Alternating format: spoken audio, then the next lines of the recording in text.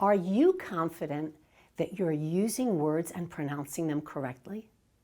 Is it me or I? What about me or myself? Do you say etc. or etc.? And what about executive or executive? I'm Lynda Katz Wilner, founder of Successfully Speaking, and I'd like to introduce you to my alter ego, Miss Persnickety.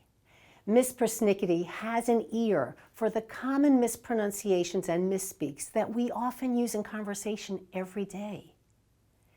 Does it affect our credibility? Check out Miss Persnickety's Guide to Everyday Misspeaks and see if you can find one or two things that maybe you might be doing as a misspeak, and see how you can elevate your communication skills.